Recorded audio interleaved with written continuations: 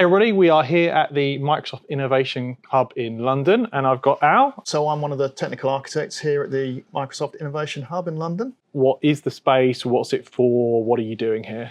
The Microsoft Innovation Hub, we are a network of 40 around the world. We're here to understand what the business challenge of a client is, why they're investing in technology, and to help them really work out what the best way to do that is. And it feels like a very philosophically different approach to what was briefing centres, where customers would come and be briefed about what's going on. This feels much more collaborative. It's much more collaborative. We've still got briefing centres in Microsoft and still go to Seattle, and they can do all of the executive briefing to kind of get a view on, what the future of Microsoft technology is.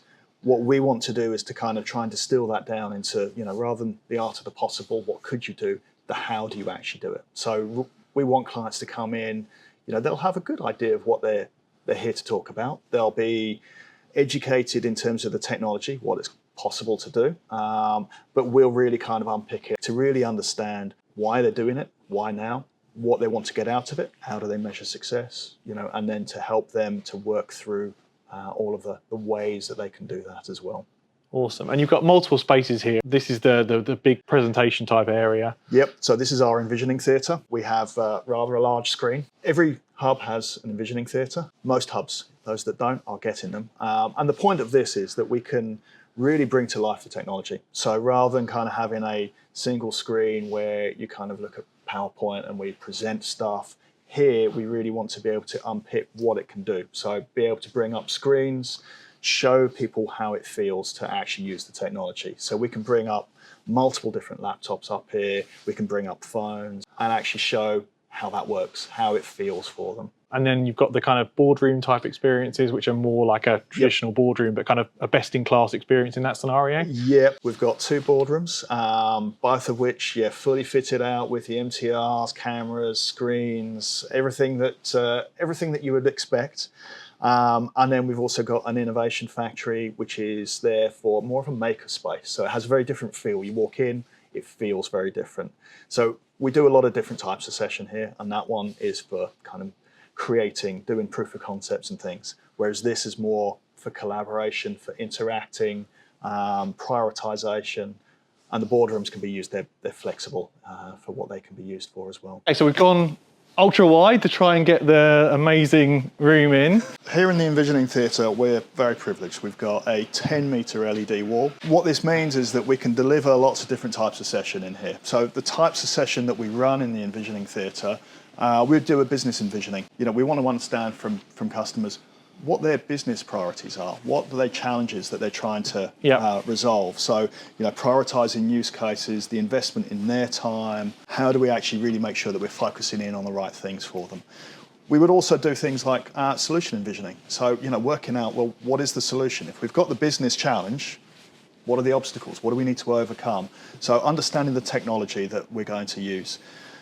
None of our clients come in here with the luxury of a greenfield environment. So we're really trying to make sure that we can work with the existing technology that they've got, make sure that we complement and build on that, and make sure that they get the most out of the technology that they're investing in from Microsoft. So again, a really interactive experience. Like you've got this Cyviz is the screen, isn't it? Cyviz is the manufacturer of the screen and the controller. And it's not just come in and, so right now you're running essentially ultra-wide PowerPoint. Ultra-wide, yeah. So it's essentially 3 screens wide.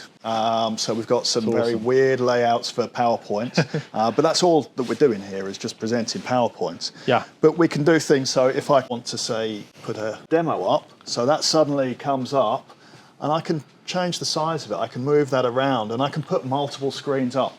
So you're overlaying a computer screen now So this is a computer screen from a laptop that I've got over here. So I can sit here and do a demo and actually show people. So most of the time, the challenge with technology is how do I understand what it's going to mean for me? How do I get the empathy of that's going to work, that's going to solve my problem? Yeah. So we can do this, we can bring multiple screens up, we can bring phones up, we can really show people how the technology is going to feel for them. That's awesome. And then you've got MTR capability. We've got an MTR capability as well. So we do want people in the room. It's always better. Yeah. But we know that there's going to be, we might have international clients, we might have clients who are going to be coming in, and COVID is still around, so we get people who come and join remotely. So we'll have teams left, teams right. So this is awesome. So you've got a Jabra for the audience-facing camera there. You've got, and you're running essentially 2 virtual screens here for the MTR, right? So we've got one MTR that's piping out these 2 screens, so teams left, teams right.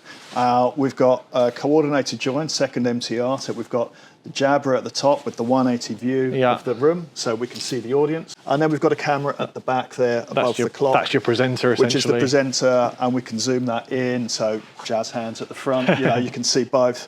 But it gives us the flexibility to really make sure that we're presenting out what we really want. We can also share a third of the screen.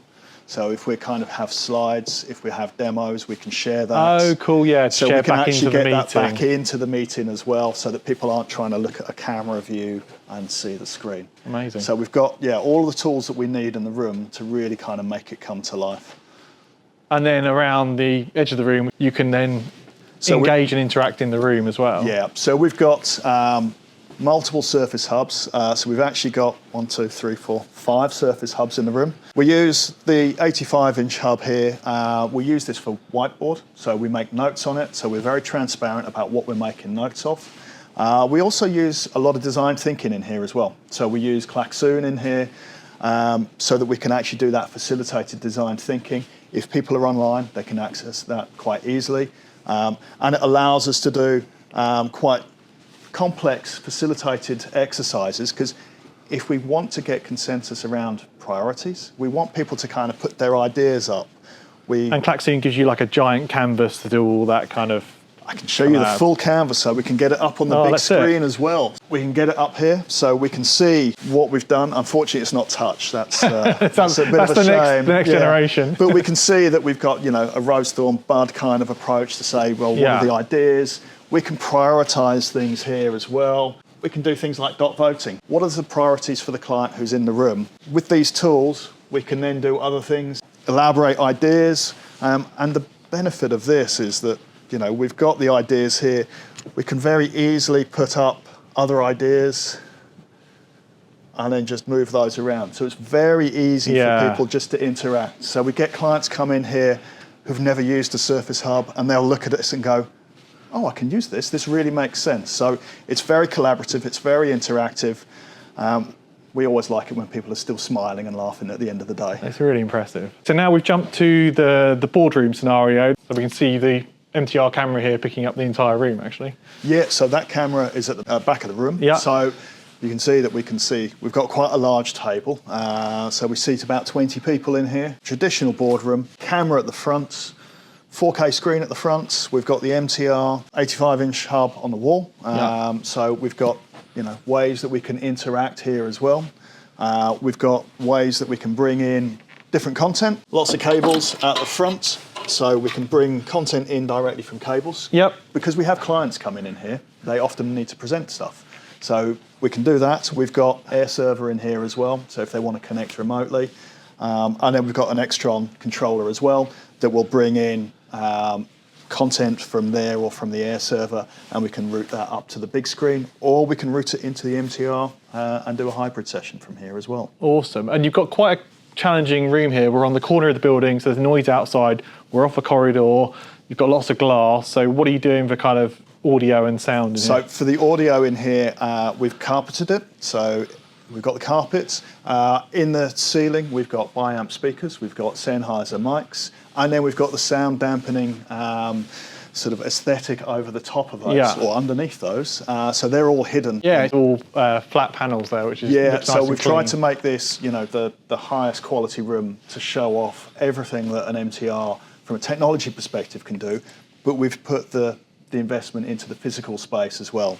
So we've got, as you said, glass around the corridors. So our main hub is just through there. We've got that all soundproofed. We've got wood here as well. So the wood paneling that we've got in the room is actually perforated, which again just adds to that sound dampening. So we do actually have to remind people in this room not to whisper at the back of the room. Even if I can't hear it, everybody online will actually hear it. And on the transcript if you're recording it and everything. So yeah, it is culturally, it's very, people don't expect that. We get a lot of people who come into this room don't expect that the sound is going to be as good as it is because so few organisations have invested in the physical space.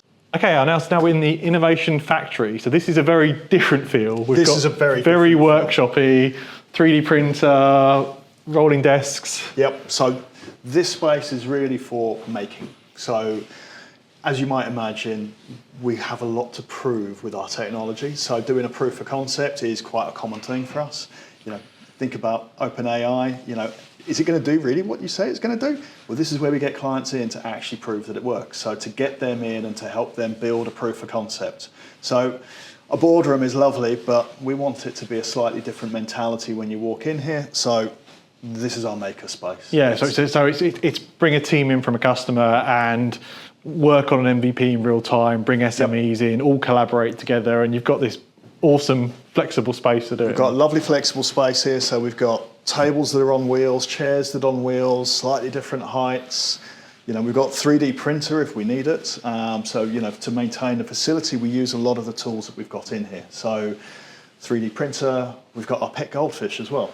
But we've got a bunch of different stuff here to kind of just really help us, you know, manage the facility, but really help clients to feel more creative, shall we say. Yeah, it's a very different vibe, isn't it? It is. But you've still got technology going on in here, so you've got We've got the hubs, so, you know, if we want to draw things, we can do that. You know, if we're building things, we really want to be sketching ideas, so we've got the hubs in here to be able to draw.